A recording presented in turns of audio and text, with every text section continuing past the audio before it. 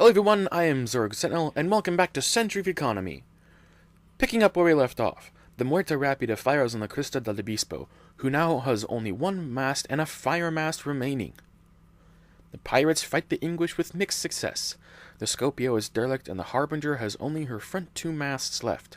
However, the Colossus has lost her back two masts, and the captured Justice went an impressive 5 of 6 to eliminate all but one of Ramsgate's cannons. In other areas of the sea, the English clean up the pirates. Here the Titan sinks a derelict pirate ship, and eyes some of the ones lingering around the American home island. The Janissary's blood and El Relampago kills Shalbala. The Zyavon falls to the cannons of the Santa Ana and the Resistencia. An overhead shot of the battle with the Cursed. The frontline Spanish gunships are all heavily damaged or derelict. However, the Rampage, Fuerza de Dios, and San Esteban have all come through the portal to provide fresh legs to the battle. The captured El Cruzado is down to her last mast, and the Grim Reaper has been sunk. The Muerte, Cristobal, and Trinity tried to secure the area around the former cursed trading port. The Last Hope and Abomination take heavy damage, and each only have one mast left.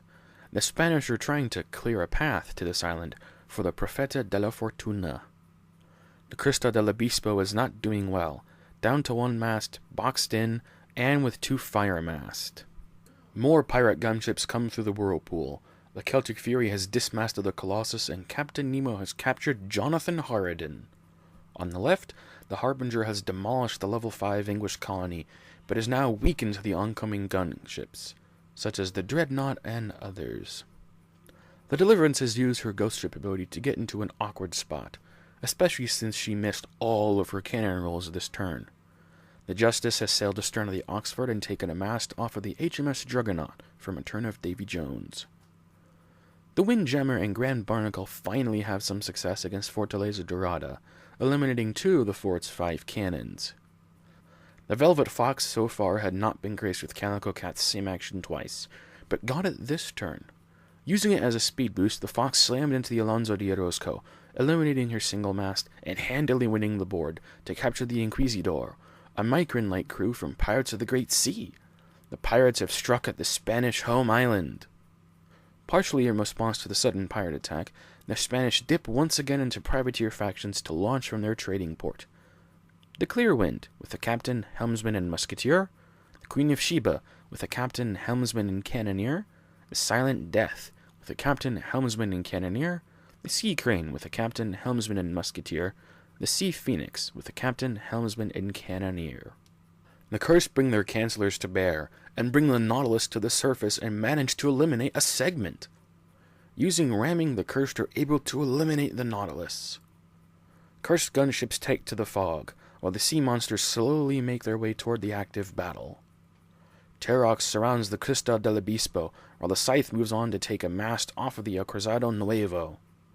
The Cursed sow destruction and despair among the Spanish, sinking the El Cruzado and El Paso. The Bao Juan was given a clear path, and surged forward to ravage the Rampage.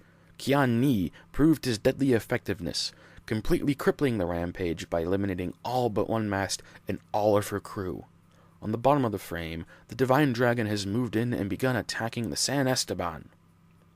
The Spanish plan has backfired, with the portal quickly becoming clogged and a massive choke point.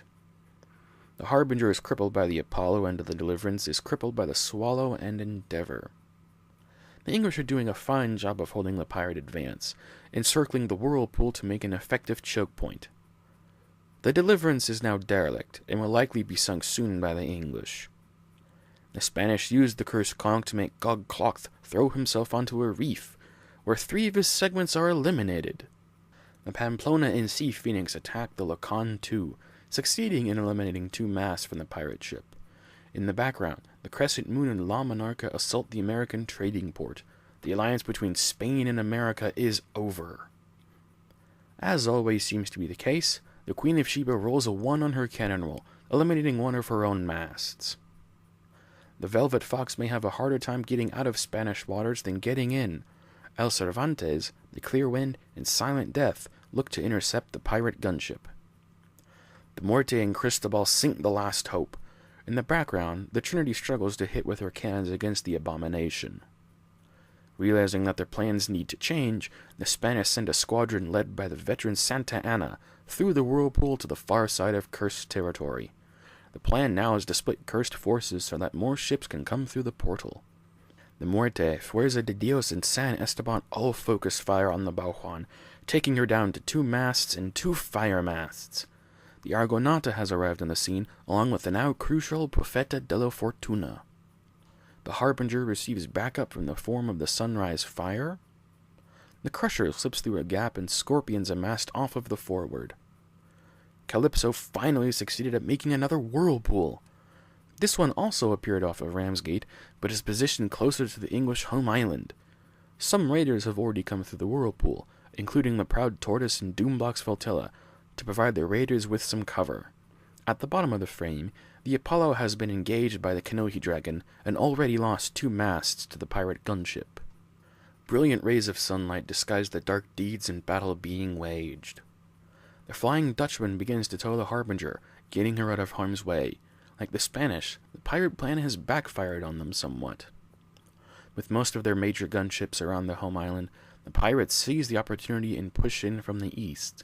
The Black Diamond and Black Cat attack the Richards from both sides, while the Ranger and Zanzibar continue to sail west, on the lookout for easy targets. Icebergs once again make problems for the Cursed. Here one has hit the turn to Concepcion, Dark Pact, and Loa's Justice. The Spanish squadron sent through the whirlpool is caught in a crossfire between the Cursed colonies and the captured Resolucion. The Lepanto has already been sunk, and the Serviente has lost a mast. Meanwhile, the hired Cadara boxes in the Santa Ana and Resistencia. Terrax moved on to surround the Cruzado Nuevo, leaving the Obispo in the sights of the Flying Dutchman from Return of Davy Jones. It took all of her cannons, but the Dutchman sank the Obispo, a positively huge moral loss for the Spanish. The Bao Juan flees into this fog, and the Spanish hope she burns a long and slow death.